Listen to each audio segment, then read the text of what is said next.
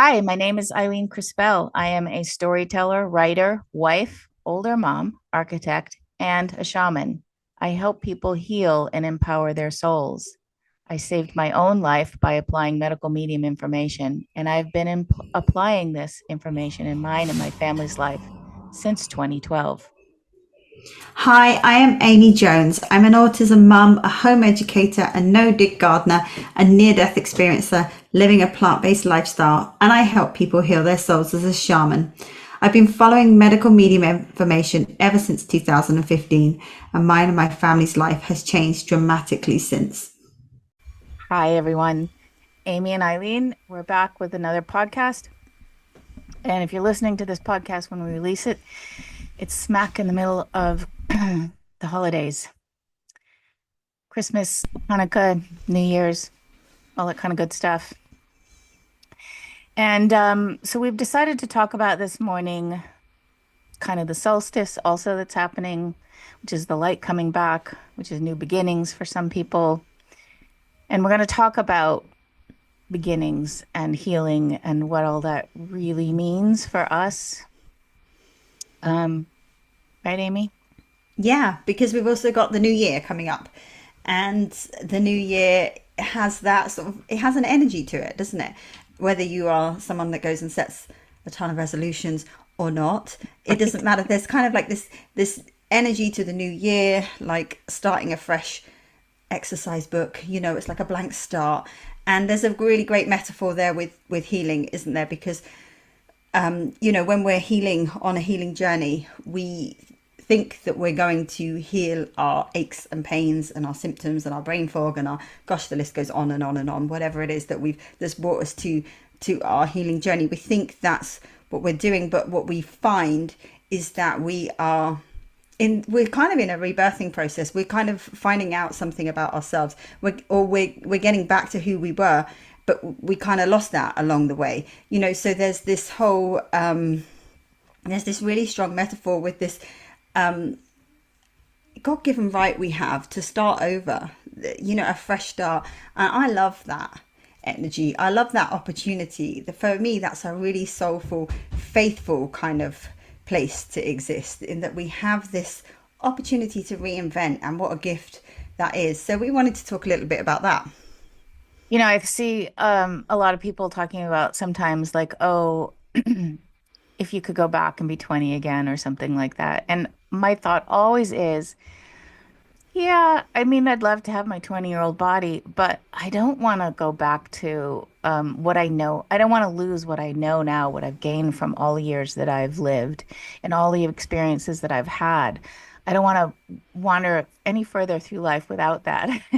And so I think about new beginnings is, yeah, it's a new beginning, but it's also a wiser beginning. Even just a year later, it's a wiser beginning because I get to do it again with all of this knowledge and experience that I've gained from the last year, from the last decades. So yeah, it's not just a new beginning, it's a new beginning with more behind you. Yeah. I don't know if you're like me, but I look back in my 20s and I just think, and I Oh, get a correct. glimpse of something I was saying or doing. I know it all, or whatever it was coming out my mouth, or whatever was in my head. And it's just a bit like, oh God, can't bear to think about it. Let's think about something else.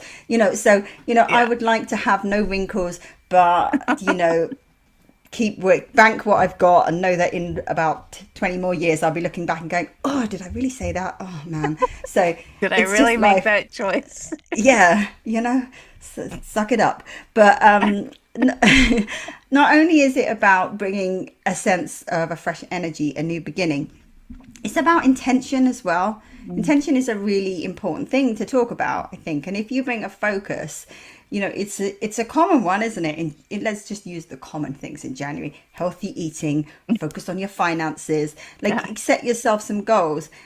Obviously, there's a lot of bad stuff said about that, because people are like, oh, they're all broken by 2 weeks later or whatever, or and yes, you can fall into that trap of kind of sense of failure and all. But I really do like a sense of a light sense of intention. Like, let's intentionally live our lives. Do we want to bring more compassion into this year? Do we want to, is there something that we are missing from our lives? Do we not have enough joy? That's a really common one. Gosh, we speak to a lot of people that have been on healing journeys, and they don't, some people just don't even know that experience of joy, and it's a really important element to bring into our lives. So, if we're just going to focus on bringing more joy or connecting more with nature, I think those intentions are a really wonderful thing when we hold them in the right way. Yeah, intentions are a big one. And it's amazing to me. I had this conversation recently with somebody that when you start to heal and you start to sort of see the world a little differently and you decide, I work for God or I work for light or I'm going to change my intentions. It's amazing, actually, and it can be a little overwhelming of how much of your life that comes into, how many little decisions all day long are affected by changing your or really focusing on a particular intention. And I think, we have this We're Wilding group. If you don't know it, check it out in our links in our bio on our homepage. But it's about just doing some consistent soul healing kind of work with a group of people, lovely people. And we are, what's amazing to me is so we check in every 2 weeks over something that's soulful and how much that helps me. So a couple things here. One is, having a support system in your intentions, aligning yourself with other people whose intentions are similar to yours, so you're not feeling alone in your decision making. And if you are feeling alone in your decision making, focusing on the benefits that you've already gained from changing your intentions, so it helps you to rechange to stick to that.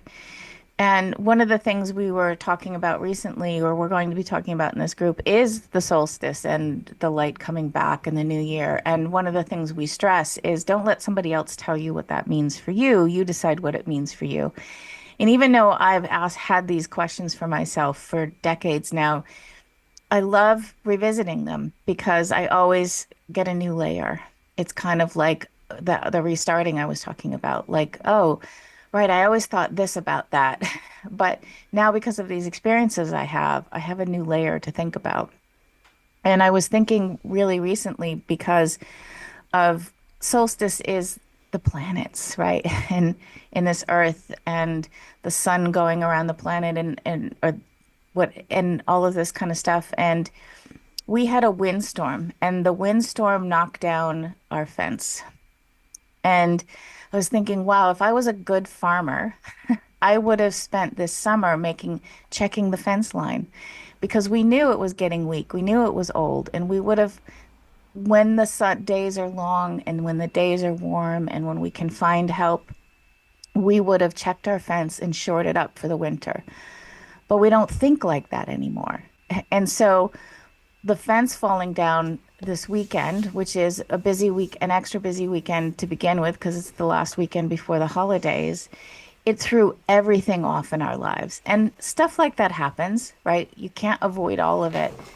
But it just struck me so deeply that, we had to stop everything because we had to fix the fence because there's very little daylight here. Less daylight here in Vermont than there is in Florida. I remember having a friend lived in Florida and she had so much more daylight even in the winter than I had. So it messes with everything. And I was thinking to myself, with two kids in public school and my husband and I both working, we have so much pressure on us over our time that has absolutely nothing to do with the natural cycles of the day or the weeks or the months or the years. And that I really want to try to bring some of that back into my life. So I am remembering to mend the fence on long, warm days so that hopefully it's not falling down in the first windstorm of the winter. And how Yeah. are the all the other ways in which we're not, again, I'm in New England, so I'm in the part of the world where it is winter, and we don't get a lot of sun. And so, how can maybe the expectations of what we can do on a daily and a weekly basis should be very different than what that we expect of ourselves in the middle of July. Yeah. And but the world doesn't think like that. Every day you're supposed to be at your best and achieving the most you can. Well, what does that mean, really? Yeah, yeah, and the experience for people that are, to use what you said, like living in Florida, versus people that are living in sunny England like me, where we have sort of 7 good daylight hours at the minute, and Right. then and then in the height of the year we have uh, in June we've got like 6 hours of darkness. It's the complete opposite. So there's such a huge swing, but then some people have this more steady kind of rhythm. Some people, like, we have summer and we have winter and autumn and spring, but some people have like hot seasons, dry seasons. But I think what I always come back to is it's remembering what it is to be human. I use that saying a lot, don't I? Yeah. But like, remembering what it is to be human, which is to live with the land, but we have become so disconnected from the land, and we are all trying to live like perhaps we live in Florida, which I definitely don't. And you've got your fleece on over there, Eileen. Like, Yes. you're not, there's and your body responds to that, doesn't Yeah. it? It Hmm. responds to it. And you, as say, like the birds do. The birds are not singing at 10 o'clock at night over here, which they might do sometimes, but they're all Right. quiet early on, like it's dark before dinner time. So it's You know, listening and tuning humans in. used to live in a time when respecting nature was a matter of life or death. And it's great that that's not, that our lives are not so threatened anymore, um, by the storms, by what nature has to pull out. But I think we threw the baby out with the bathwater. Like we They're still need, artificially bolstered, aren't they, by like right. warmth and lights and things like Yeah. that. Yeah, and I think we still need to pay attention to what season it is and where in the world you live and, all of those kinds of things to bring some peace. Because you were talking about healing, and I think that's actually even especially important if you're healing is to, and this is why we use the term rewild, renew, because we're saying what we're saying about rewilding yourself is you're getting reconnected with being human, and being human means being connected with nature and cycles and all of those kinds of things. And yes, you're healing, and yes, that's really important. And yes, it's changed everything in your life, but you don't stop living until you're healed, right? Life is going to keep, this world is going to keep throwing stuff at you. So it's really more about figuring out how to be that wild human you are, no matter what's going on. Find that joy, no matter what's going on. I know sometimes it's very difficult. Circumstances are very difficult, but it doesn't mean you don't aim for it and try for it. Even a few minutes each day, even in the worst day in the world, can you find a little piece of joy, a little piece of peace, a little piece of something? Because that's what living is. Yeah, something to be grateful for is a good one. I think when joy feels like quite far away, but can we just be grateful for, I don't know, the strength to stand up, and or something, or the breath in our lungs, or something, like something to be grateful for, or just an opportunity in that day to heal yourself more, or for the family, the support around you, whatever it might be. Mhm. It's important, and I think this I think it really helps to anchor and orient us when we are connecting ourselves to something bigger than just our own existence, and Mhm. to this kind of artificially bolstered industrial era that we kind of live in, like this industrial time that we adhere to, this industrial way of living. I think it strengthens us, to use medical medium, what he talks about in the moon meditation that he put out. And he talks about how we have a connection with the moon, and the moon knows who we are. And it's fascinating. It's really intriguing to ponder, isn't it, that we have this connection with the moon, but that we're so shut off from that. And that women's cycles, they cycle with the moon. And if you have children, I have children, or you may experience this yourself, but I think you see it quite clearly in children.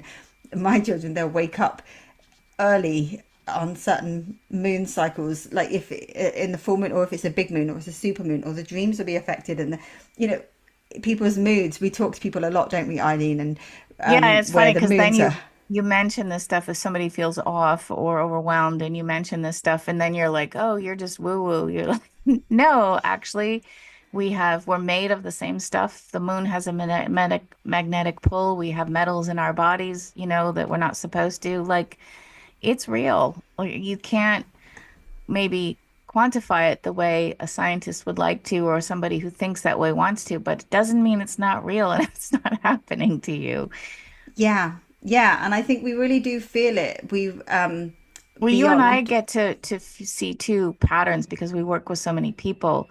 I'll suddenly get a certain kind of message or phone call or reach out, and six people are telling me very similar things, and I go, "Oh, there's something bigger going on. That's not just each one of us, but we'll make it. Of course, we're feeling it in a really personal way, and so we just take that on, which can be counterproductive because it doesn't mean you're weak. It doesn't mean you messed up. It means you're part of this bigger world and it's affecting you. Yeah, yeah.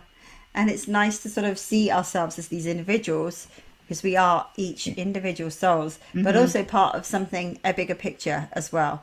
I find that actually very comforting when we can come to that space of like, oh, there's actually something much bigger than here and now and me and all this focus on Yeah. me and what should I do? And, there's a real comfort to that, and that there's great suffering in the world beyond. I always find it comfort, sounds really strange, but to say, like, to tune into the fact that there is I've got to really explain myself here. It's comforting to remember that there is great suffering in the world because it makes you focus beyond, outside of yourself. Yeah. Not comforting to know, obviously, my daily prayers are always, can we minimize the suffering in the world somewhat? Yeah. Because it's really, especially this time of year, I really can't bear the thought of old people in cold houses or people that are homeless. It just really, oh, just kills me when I can't think too long on it, because it's just it's I find it's a really sad situation.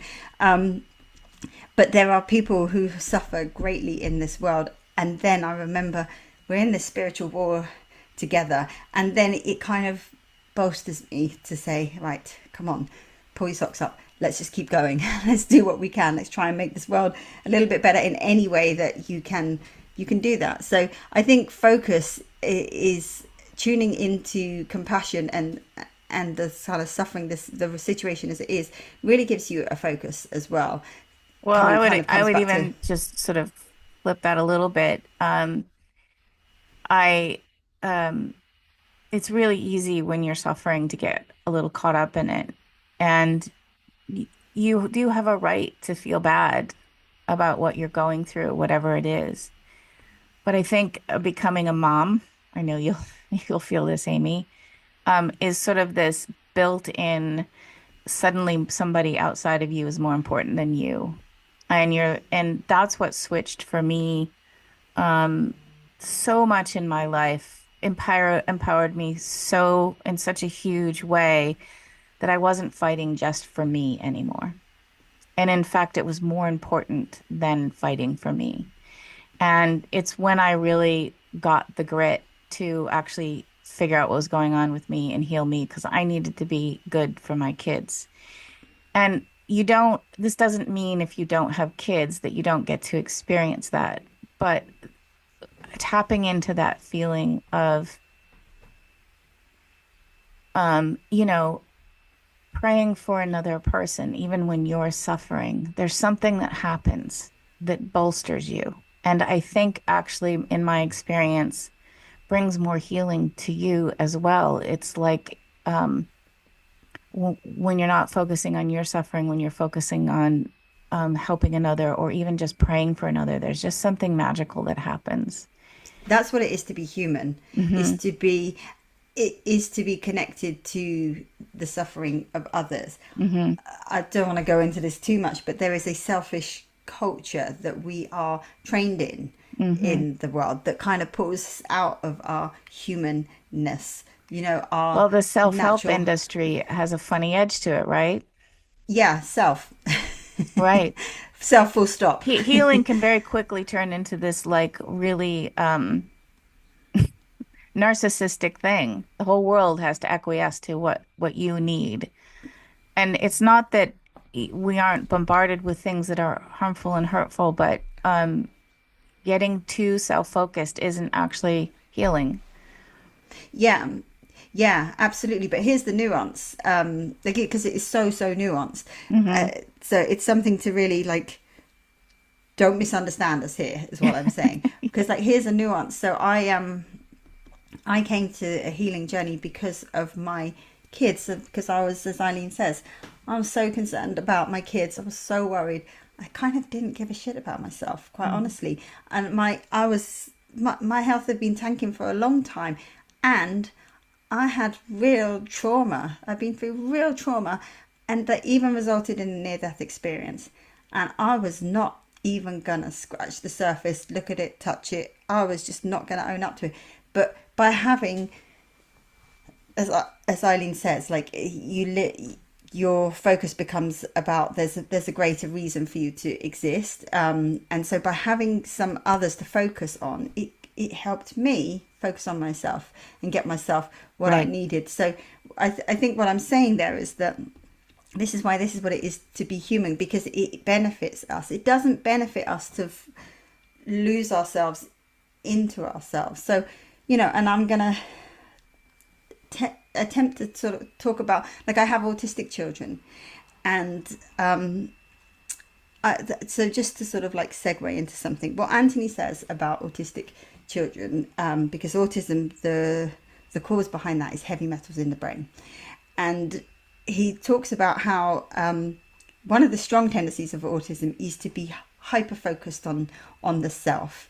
It's, you are the center of the universe, like that can, and that's to degrees, okay, because autistic people are so different, but that's a tendency that runs in autism. And Anthony says about the reason why children or people can be so focused on their special interests, it's their interest, and you might ask them something or want to talk about, where are we going today, and they answer you in Lego, for instance, because it's their special interest. The Hmm. reason why they have those special interests is because they feel the world so enormously, so much more than other people, that this is how they keep themselves safe. This is how they keep their focus. This is, because they can make sense of their special interest. They can know every animal on the planet and all the different adaptations of that animal and all the things like that. And that's their safe space.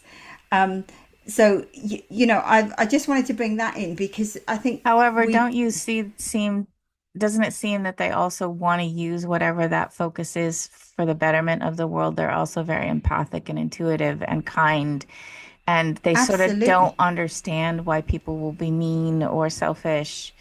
Um, Absolutely, and yeah, like I say, there's so much scope for difference, but this is the nuances, yeah. and autism is a spectrum. So you might have a little bit of that trait, but you can override it. You might have a lot of that trait, but and there's not really the same override button. So it's a highly nuanced thing. But I think what we're saying is that there's a healthy side to connecting to compassion, but we have to get a little bit brave sometimes, because it can be hard to do that.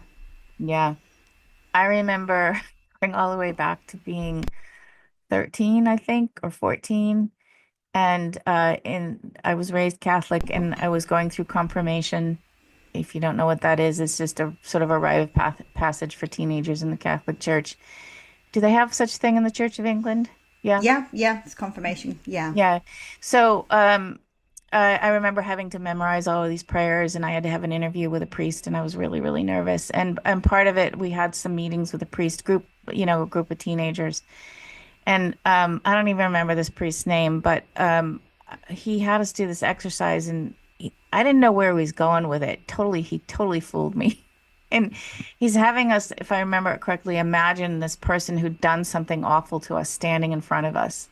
And I was like, oh, where are we going to go with this? And he goes, now I want you to forgive them. And I was like, gulp, right?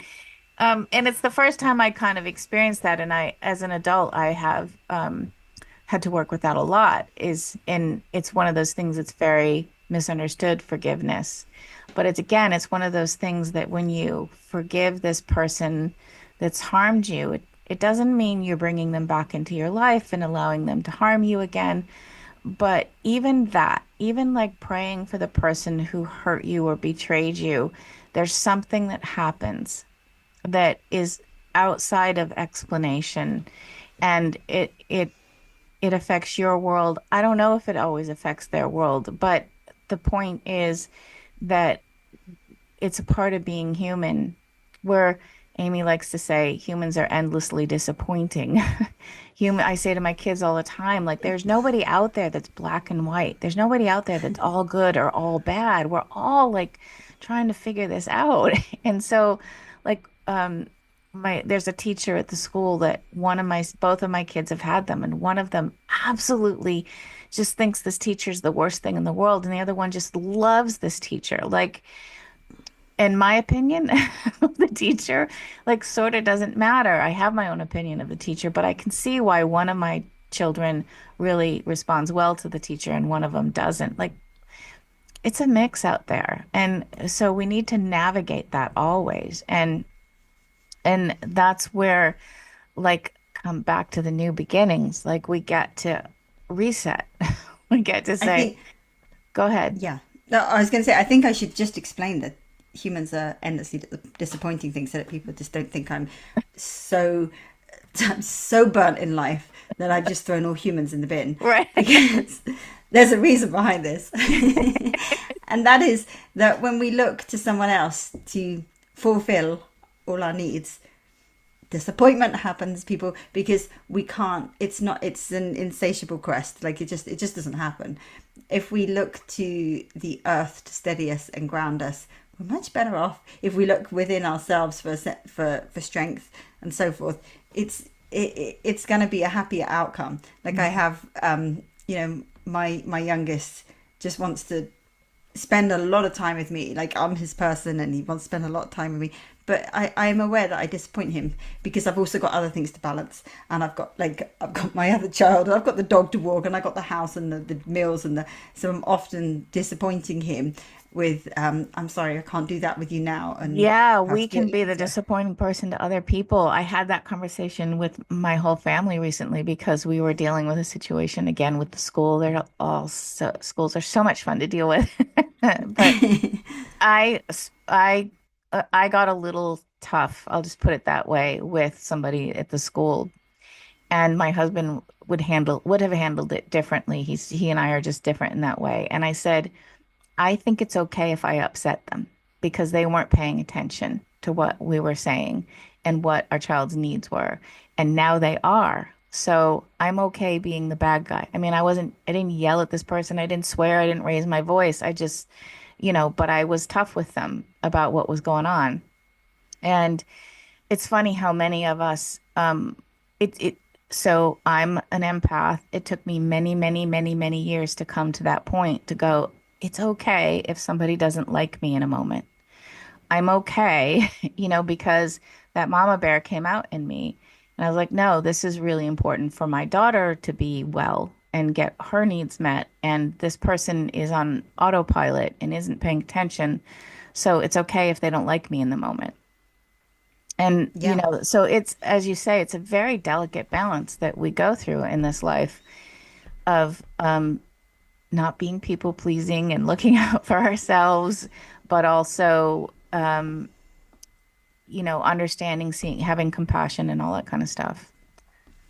And if you're listening along, which you must be by this point, if you're listening along, you might be thinking, how have we got to here? We are Yeah, it's quite talking. a journey as always. We don't actually pre-plan the conversations. We open up a space. We say some prayers, and we just open up an intention, and we just put ourselves in that space. It's very much like how we work with people as well. It's not a planned process, because you can't plan what problems people are going to bring and what mood they're going to be in or what's going to be coming up that day. It's a very intuitive process. But it's interesting. I was just sitting here thinking, like, we was talking about new beginnings, and we're talking about themes like compassion and ourselves and rewilding and being part of something and seeing ourselves as connected to the earth and the cycles, and coming back to that part of ourselves. And I thought, isn't that interesting that we've we've kind of gone on that journey? Because I think the conversation has become about is it's speaking to the things that we do experience when we go through a healing path. And it's that life part of healing, because healing is about symptoms, but it's not about how to live a life. The medical medium books that we have used and the medical medium information that we have used to heal ourselves and our families doesn't equals a life. That's that part of you that you have to grapple with, and you have to find your way with, and you have to find how does that information fit into your life, because that's also not in the books. That's something that you have to, and that's also doesn't necessarily sit inside the mind of someone else, a practitioner or something. It's a process that you have to internalize. And I think we're talking about getting back to that core of humanness, that part of living life. And I think this complements really well with, if we are in these, thinking about new beginnings, fresh starts, intentions, like having that intention on what it means to be here, what it means to be here on this planet now in what will soon be 2026, which is a very different thing to what it means to have been on the planet in the 1980s when I was growing up. It's also very contextual, like time relevant, isn't it? So we're always ever changing and adapting to the world around us. We're in the quickening now. We're like really in the quickening now, aren't we? Well, that's why your intentions are so important, because um change is an interesting thing to talk about at this time of year too, because people really hang on to traditions around the holidays. And traditions are a grand thing. But traditions grow out of situations. And like we talked about this recently, the tradition of putting a piece of an orange in a stocking at Christmas time. That's something of my grandmother's and great grandmother's era. But my mother did it for me. I used to, when my kids were little, do it for them. But it made no sense to them. Well, why is there an orange in my stocking? Because oranges, we can come by them all year round now because of the way the world is. So, when you're talking about new beginnings, there's an evaluation process that goes on. If you want to take advantage of it, is to look at those traditions and see which ones are still serving you and which ones aren't. And can you make some new traditions that make more sense to the time we're living in? And are you okay with that? Are you okay with that change? It's not easy work to do, but this is actually soul work. And traditions could be changed for belief systems. Like, I do these kind of things, I don't do those kind of things. I'm this kind of person. I don't know that I really am that kind of person anymore. Like, we need to be having those conversations with ourselves as well. That's something that we really go into in our signature program, which we will be talking about more soon, because that's really there's a whole methodology there that we put out, and that's a really great, we call that a rebirthing process, actually, don't we, Eileen? It is. And it's actually an ancient process that humans have been doing for many, many years. And it's freeing, because I can still feel honor for and understand traditions that I don't participate anymore. They don't lose their meaning. They actually gain deeper meaning, because I can see the difference between my life and my great grandmother's life and how the world has evolved. And I think the world, you're right about the quickening. The difference between my great grandmother's life and my great great grandmother's life was much smaller than the difference between my life and even my mother's life. Your life and your children's life, That's why when I when I think yeah, about preparing my children for the future, I can't confidently say anything that we do today will be relevant in 20 years. yeah, So yeah. I just have Except for being being how to human. be a human. But look, remember, I think now is more important than ever that we know what that means and how to do it. That's right. We got That's to hold right. on to that fiercely. Right. So, I'm helping my kids learn about being human and being compassionate and having the skills to manage themselves in this world no matter what comes along. Because who knows? They may be on some other planet. I don't know. Yeah, that's a good way to bring this podcast to a close. Let's just throw out that cliffhanger. But I think the moral of the story really is about we're in the quickening, and how do we pause that treadmill for a moment, Hmm. and so that we can bring some intention to that new beginning, or to that evolution of yourself, because to go from a person who was chronically ill to going to a person who's healing, to going to a person who's being back out in the world, it's just that process is such a soulful process. It's gonna poke at every area of your life, so you've got to just harness it and give yourself an opportunity. And we just feel like there's a bit of an energy kind of about now that's quite nice. That it's always there for us to tap into. And like I say, I find that a really faithful, soulful thing, that we always have this gift of rejuvenation, fresh start. Like, it's always available to us, and that's a The beautiful liver, your thing. liver is always trying to rejuvenate itself. This is what we learned from Anthony, right? Every 3 years, it rebuilds one third of itself. Like your body is always trying to rebuild itself. Your soul is always aiming for the future. And I would say the one thing is if you are trying to make big changes, know your why. Because it's simply going to be hard. So if you know why you would go through the hard stuff, that's what makes you able to do it. Yeah, but don't be put off because it's going to be hard, because this world needs big changes. This Hmm. world needs people to really come to who they are and why they are right now. Yep. So, be encouraged, and yeah, let's see what happens from here.